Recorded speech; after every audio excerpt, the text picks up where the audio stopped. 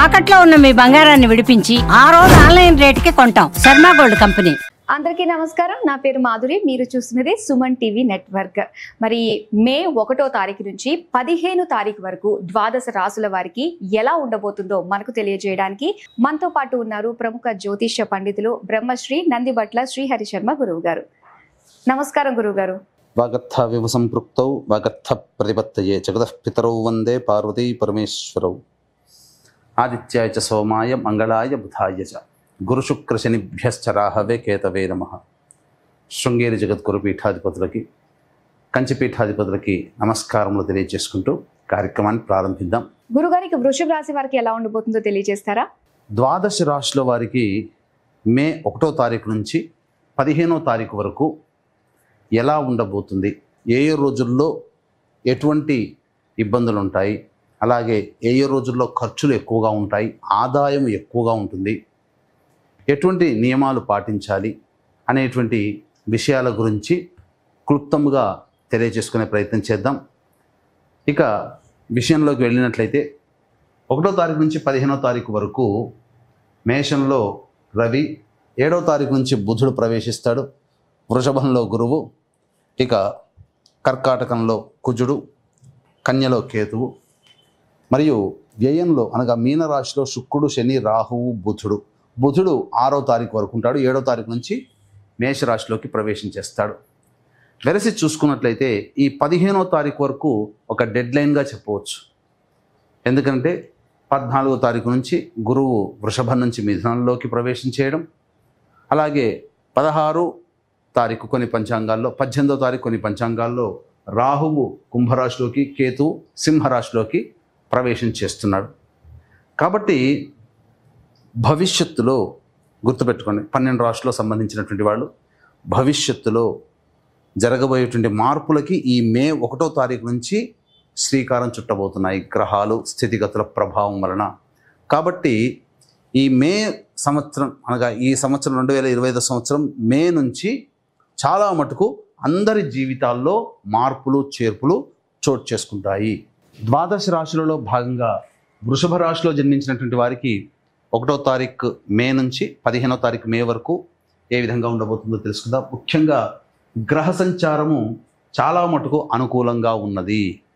ఈ కారణం చేత వృషభ రాశి వారికి అంది వచ్చినటువంటి అవకాశాలని సద్వినియోగపరచుకోగలుగుతారు. అయితే ప్రధానంగా గౌరవం దక్కట్లేదు, నాకు దక్కాల్సినటువంటి విలువ లేదు అనేటువంటి విషయాలతో మీరు కొంత మీ కుటుంబ సభ్యులతో కావచ్చు, చేస్తున్నటువంటి వృత్తి ఉద్యోగ వ్యాపారాల్లో కావచ్చు, కొన్ని ఆత్మన్యూనత సెల్ఫ్ రెస్పెక్ట్కే ఎక్కువగా సమస్యలు కొని తెచ్చుకునే అవకాశాలు ఈ యొక్క వృషభ రాశిలో జన్మించినటువంటి వారికి ఉండబోతుంది. అయితే ఉద్యోగం చేసేటటువంటి వ్యక్తులు జాగ్రత్తలు పాటించండి. 7వ తారీఖు తర్వాత మీ ఆలోచనలకి వ్యతిరేకంగా పరిస్థితులు ఉండడం, తద్వారా కొన్ని ఇబ్బందికర పరిస్థితులు అనేటువంటివి ఉంటాయి. కావున ఉద్యోగంలో ఉన్నటువంటి వాళ్ళు కావచ్చు, నిరుద్యోగస్తులు కావచ్చు, తమ సామర్థ్యానికి మించి పనిచేయాల్సినటువంటి పరిస్థితి గోచరమవుతుంది. అయితే అన్నిటికంటే ప్రధానంగా పరధ్యానంగా ఉండడము, లేకపోతే అనుకున్న దానికంటే అధిక ఖర్చులు 7వ తారీఖు నుంచి మీ జీవితంలో ఉండబోవడం, ఇవన్నీ జరగబోతున్నాయి. వివాహం కాని అబ్బాయిలకి అమ్మాయిలకి ప్రయత్నాలు చేస్తే ఖచ్చితంగా వివాహ సంబంధాలు కుదరబోతున్నాయి. ఇక ప్రధానంగా ఇక్కడ సంతానం కోసం ఎదురు చూసేటువంటి వ్యక్తులకి సంతాన ప్రాప్తి కూడా కలగబోతుంది. రాజకీయ రంగంలో ఉన్నటువంటి వాళ్ళకి తప్పకుండా ఏదైనా కానీ పదవి లభించబోతుంది. విద్యార్థులు అనుకున్నటువంటి విద్యా సంస్థల్లో మీరు చక్కగా ఉత్తీర్ణత శాతంతో పరీక్షలు పాస్ అవ్వడము, విద్యా సంస్థల్లో ప్రవేశం లభించడము అన్నీ కూడాను దానంతటిదే దైవానుగ్రహం వల్ల, గ్రహస్థితి వల్ల జరగబోతున్నాయి. కాబట్టి అన్ని విషయాల్లో చూసుకున్నట్లయితే వృషభ రాశిలో జన్మించినటువంటి వారికి ఒక్క గౌరవం దక్కట్లేదనే ఒక బాధ తప్ప మిగతా అన్ని రంగాలలో ఉన్నటువంటి వాళ్ళకి మంచి స్థితిగతులు పొందబోతున్నారని చెప్పవచ్చు. ఇక గమనించుకున్నట్లయితే రోజువారీ జీవితంలో ఎలా ఉండబోతుంది అనేటువంటి విషయాల గురించి కూడా మనం తెలియజేసుకుందాం. ముందుగా వీక్షించేటువంటి ప్రేక్షకులకి గమనిక, వైశాఖ పౌర్ణమి చాలా మహత్తరమైనటువంటి రోజు. ఈ పౌర్ణమి రోజున సముద్రము లేదా నది స్నానం చేయాలి. దీన్ని పురస్కరించుకొని జాతకరీత్యా కలుగు మీ జీవితంలో ఏ సమస్యలు ఉన్నప్పటికీ కూడా అవి ఒక పట్టాన తొలగిలేకపోవడము, ప్రతి పనులలో అపజయాలు పొందుతుండడము, జీవితంలో ఎన్ని ప్రయత్నాలు చేసినా ఆ ప్రయత్నంలో మీరు విజయాన్ని పొందలేకపోవడము, జీవితం ఇంతేనా, ఇంకా మన జీవితం ఇంకా ఏ రకంగా ముందుకు సాగట్లేదు ఎందుకు అనేటువంటి విషయాల్లో కనుక చూసుకున్నట్లయితే జాతకాన్ని పరిశీలిస్తే ఆ వ్యక్తి 5 రకాల శాప ప్రభావాలతో సతమతమవుతుంటాడు. అది స్త్రీ శాపము, గురు శాపము, పితృశాపము, సర్పశాపము, దైవశాపం. కాబట్టి ఇటువంటి 5 రకాల శాప ప్రభావం ఉన్నప్పుడు మీరు ఎన్ని పూజలు చేసినా, ఎన్ని ప్రయత్నాలు చేసినా, ప్రతి ప్రయత్నంలో కూడా అన్నీ అవుతున్నట్టే అనిపిస్తుంటాయి, వెనక్కి వెళ్ళిపోతుంటాయి. తండ్రి వైపు 6 తరాలు, తల్లి వైపు 3 తరాలలో ఏవైనా దుర్మరణాలున్నా ఈ యొక్క శాప ప్రభావాల వలన మనల్ని అపజయం పాలవుతుంటాం. కాబట్టి దీన్ని దృష్టిలో పెట్టుకునే ఈ యొక్క శాప నివృత్తి కోసమై 12వ తారీఖు రోజున ఈ పంచశాప నివృత్తి పూజలు, హోమాలు అనేటువంటి చేయించడం జరుగుతుంది. అవకాశం ఉన్న వాళ్ళు 10వ తారీఖు లోపల ఈ కార్యక్రమం నమోదు చేసుకోవచ్చు. అయితే ప్రత్యేకంగా గమనించాల్సిన అంశం ఏంటంటే, నక్షత్ర జనన దోషానికి సంబంధించి మాత్రమే కొన్ని చెడు నక్షత్రాలు ఉన్నాయి. కానీ వ్యాపారాత్మక ధోరణి, నయవంచన చేసే విధానంతో ఉన్న 27 నక్షత్రాల్లో 19 నక్షత్రాల్లో పుడితేనే ఈ యొక్క శాపాలు అనేటువంటివి ఉంటున్నాయని చెప్పి ఒక అబద్ధపు ప్రచారము జరుగుతుంది ఇప్పుడు.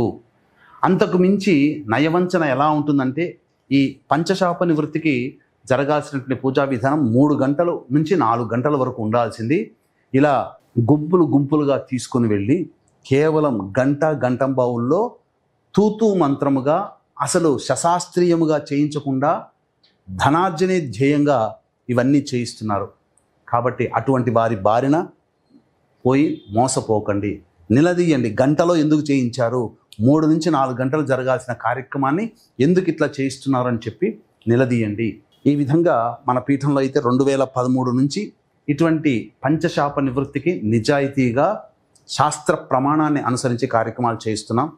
అవకాశం ఉన్నవాళ్ళు 10వ తారీఖు లోపల నమోదు చేసుకోండి. కానీ మోసపోవడం మాత్రం జరగకూడదు. చేసుకోకపోయినా పర్వాలేదు, కానీ మోసపోయారు అని అంటే అది మీకు సంబంధించినటువంటి, మిమ్మల్ని మోసం చేయగలిగారు అని చెప్పవచ్చు. వృషభ రాశిలో జన్మించినటువంటి మహిళలకి ఎలా ఉండబోతుందో తెలియజేస్తారా? ఇక గమనించుకున్నట్లయితే ఈ రాశిలో, వృషభ రాశిలో జన్మించినటువంటి మహిళలకి అత్యద్భుతమైనటువంటి అవకాశాలు అనేటువంటి గోచరమవుతాయి. అయితే ఇంట్లో కంటే ఎక్కువగా బయట ఉండాల్సినటువంటి పరిస్థితి గోచరమవుతుంది. ఇంట్లో తక్కువ సమయం, బయట ఎక్కువ సమయం. ఇక ప్రధానంగా మీకు గౌరవ మర్యాదలకి ఎటువంటి లోటు లేదు. అలాగే ధనార్జన కూడా అన్ని రంగాలలో ఉన్నటువంటి మహిళలకి చాలా చక్కగా ఉండబోతుంది. అన్ని విధాలుగా సహాయ సహకారాలు పొందుతారు. సంతానం కోసం మీరు ఎదురు చూసేటువంటి వాళ్ళకి మంచి వార్త వింటారని చెప్పవచ్చు. వివాహం కాని అమ్మాయిలకి తప్పకుండా వివాహాలు జరిగి తీరుతాయి. కాకపోతే శారీరక శ్రమ, మానసిక ఒత్తిడి అధికంగా ఉండబోతుంది. కాబట్టి తగు చర్యలు తీసుకుంటూ మీరు కంఫర్టబుల్ లైఫ్ని లీడ్ చేసేందుకు మీరు ఆలోచన చేసుకోండి. తద్వారా కొంతవరకు కొన్ని ఇబ్బందుల నుంచి మీరు బయటపడతారని చెప్పవచ్చు. మొహమాటం మాత్రం ఉండకండి. ఇక మనం గమనించుకున్నట్లయితే 1వ తారీఖు నుంచి 15వ తారీఖు వరకు రోజువారీ జీవితం ఎలా ఉండబోతుంది. 1, 2, 3 తారీఖుల్లో కుటుంబ సభ్యులతో వాగ్వివాదాలు కానీ, మానసిక ప్రశాంతత కోల్పోవడం కానీ, లేకపోతే ధనము ఖర్చులు అధికంగా ఉండడం కానీ జరగబోతున్నాయి. ఇది గమనించుకోండి. ఇక 4, 5 తారీఖుల్లో నూతన వ్యక్తులు పరిచయం అవుతారు. రావాల్సినటువంటి ఆదాయం చక్కగా, రాని బాకీలు వసూలవుతాయి. ధనాదాయం చక్కగా ఉంటుంది. అవసరాలకి, ఖర్చులకి మించిన ఆదాయం లభించడం ద్వారా ఆనందంగా ఈ 4, 5 తారీఖుల్లో మీరు ఉంటారని చెప్పవచ్చు. ఇక 6, 7, 8, 9, 10 తేదీల్లో కనుక చూసుకున్నట్లయితే ప్రధానంగా వాహనాన్ని నడిపేటప్పుడు జాగ్రత్తలు పాటించాలి. గృహోపకరణాలకి, అలాగే వాహన మరమ్మతులకి ఖర్చులు అధికంగా ఉంటాయి. మీ ఆరోగ్యం పట్ల కూడాను శ్రద్ధ వహించాలి. ముఖ్యంగా 8, 9, 10 తారీఖులో అయితే మానసిక ప్రశాంతత లోపిస్తుంది. ఇది గుర్తుపెట్టుకోండి. ఆరోగ్యం పట్ల కూడా శ్రద్ధ వహించాలి. ఇక 11, 12, 13, 14, 15 తేదీల్లో మీకు రాని బాకీలు వసూలు అవ్వడము, ఆదాయానికి మించినటువంటి ఖర్చులు ఉన్నప్పటికీ కూడా ఆ ఖర్చుల్ని అధిగమిస్తారు. ఆనందంగా జీవించగలుగుతారు. అలాగే ఇతరుల యొక్క సహాయ సహకారాలు మీకు సంపూర్ణంగా ఉంటాయి. జీవిత భాగస్వామి లేదా వ్యాపార భాగస్వాముల మధ్య ఉన్నటువంటి పొరపచ్చాలు తొలగిపోయి ఆనందకరమైనటువంటి జీవితాన్ని పొందుతారు అని చెప్పవచ్చు. ఇక అన్నిటికంటే ముఖ్యంగా గ్రహాల యొక్క అనుగ్రహం సంపూర్ణంగా ఉంది. అయితే ఉద్యోగస్తులు ప్రధానంగా ఉద్యోగస్తులు మాత్రం 7వ తారీఖు నుంచి జాగ్రత్తలు పాటిస్తూ ఉద్యోగంలో మీరు నిర్వహించాల్సినటువంటి పరిస్థితి. నిరుద్యోగస్తులు బాగా కష్టపడితే తప్ప ఫలితము రానటువంటి పరిస్థితి అని గమనించుకోగలరు. ఏ తర్వాత చెప్పొచ్చేది ఏమిటంటే ప్రధానంగా 1, 2, 3, 6, 7 తారీఖుల్లో ఖర్చులు అధికంగా ఉంటాయి కాబట్టి జాగ్రత్తలు పాటించండి.